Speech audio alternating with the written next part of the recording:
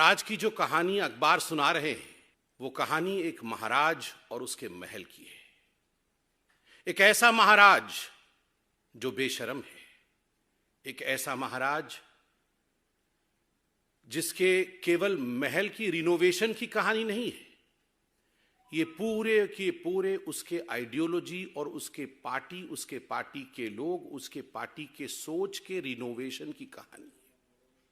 ये वो महाराज है जो न जाने कहां से आवाज निकालते थे और कहते थे, मैं कुछ नहीं लूंगा, मैं घर नहीं लूंगा, मैं बंगला नहीं लूंगा, मैं गाड़ी नहीं लूंगा, मैं लाल बत्ती कार नहीं लूंगा, मैं सरकारी गाड़ी नहीं लूंगा, मैं सिक्योरिटी नहीं लूंगा।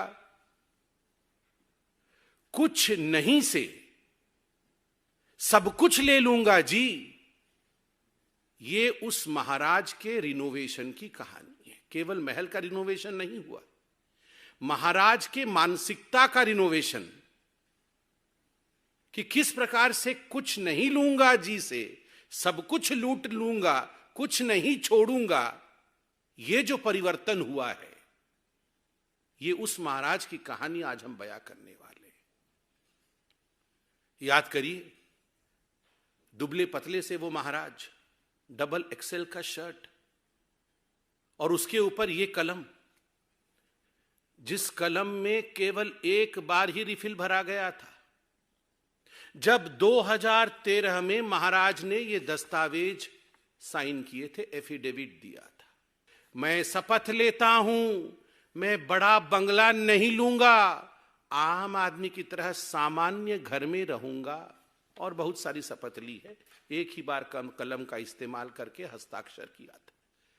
मैं उस महाराज की हवस जो ऐसो आराम के लिए है, ऐसो आराम के लिए जो इस महाराज की हवस है, उसके हवस की कहानी सुनाऊंगा कि पैसे और ऐशो आराम के लिए किस प्रकार का इसका हवस है।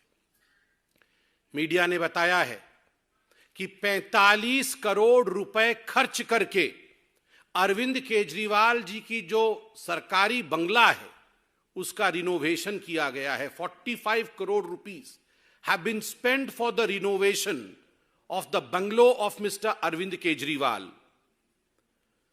इस 45 करोड़ रुपए को अगर हम देखें कि किस प्रकार से खर्च किया गया है, जो सिविल लाइन में उनका सरकारी बंगलो है, फ्लैग स्टाफ रोड में, आपको जान के आश्चर्य होगा। इसमें पर्दे की एक कहानी है, इसमें टाइल्स की एक कहानी है, इसमें मेटल फिटिंग्स की एक कहानी है, इसमें किचन की अपनी एक कहानी है। और ये सारे पर्दे, फिटिंग्स, इलेक्ट्रिकल लाइटिंग्स, टाइल्स, ये चिल्ला चिल्ला कर कह रहे हैं कि we are of the most superior quality. कल से दिल्ली के मुख्यमंत्री अरविंद केजरीवाल के घर को लेकर चर्चा की जा रही है। पहली बात तो मैं आपको ये बता दूं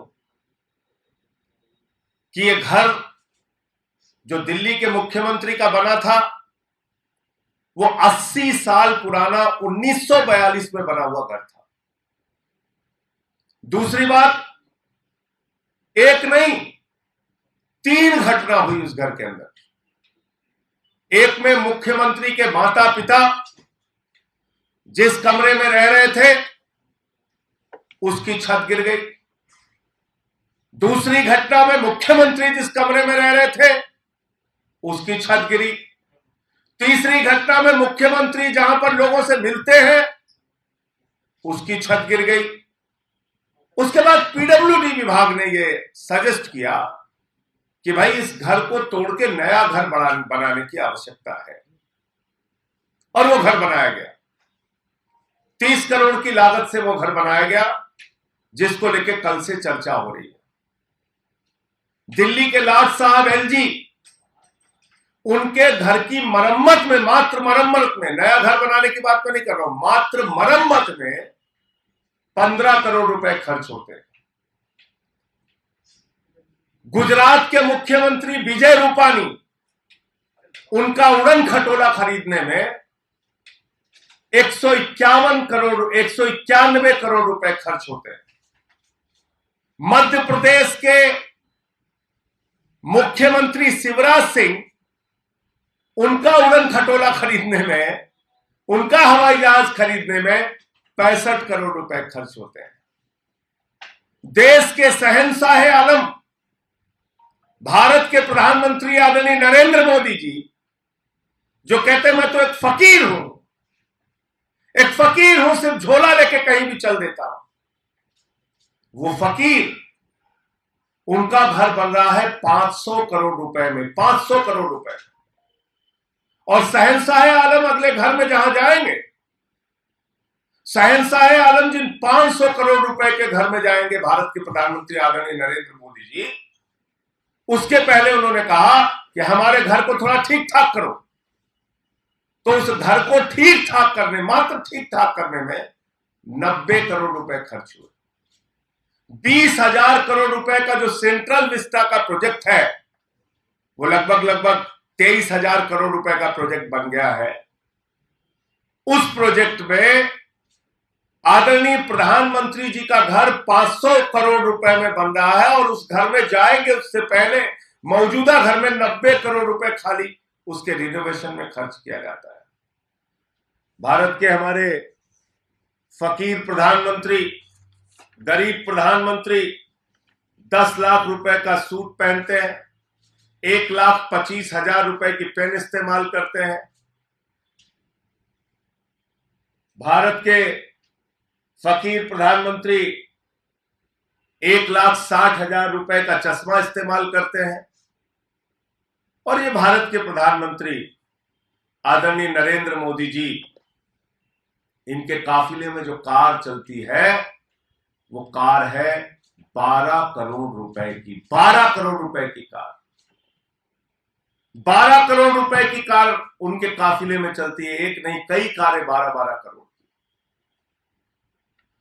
और मैं सुन रहा था आज भारतीय जनता पार्टी के प्रवक्ता को, ऐसा लग रहा था कि तुरंत रो देंगे, उनके आंसू निकलने वाले हैं, ऐसे व्याकुल थे बेचारे। कोरोना की महामारी का जिक्र कर रहे थे। भूल गए भारतीय जनता पार्टी के लोग, जब कोरोना की महामारी से इस देश में लोग मर रहे थे, भारत के प्रधानमंत्री बंगाल के चुनाव में वोट मांग रहे थे, कोरोना फैला रहे थे, लोगों की जान जा रही थी, लाशें बिछी हुई थी शमशानों में, और भारत के प्रधानमंत्री चुनाव के प्रचार में व्यस्त थे। भूल गए भारतीय जनता पार्टी के लोग। ये 12-12 करोड़ की कार खरीदने का फैसला उस वक्त हुआ जब कोरोना की महामारी में लोग मर रहे थे, उनकी जान जा रही थी, शमशान पे लाशें बिछी हुई थी। भूल गए भारतीय जनता पार्टी के लोग। ये फकीर जो कहते हैं मैं चाय वाला हूं, बहुत गरीब घर से पैदा हुआ, 8,400 करोड़ रुपए का जहाज अपने लिए कोरोना की महामारी में खरीदते हैं। कोरोना की महामारी के दौरान जब लोगों की जान जा रही थी, लाशें शमशान पर बिछी हुई थी, उस वक्त 8,400 करोड़ रुपए का जहाज खरीदने का बजट आदरणीय प्रधानमंत्री जी का पास होता है।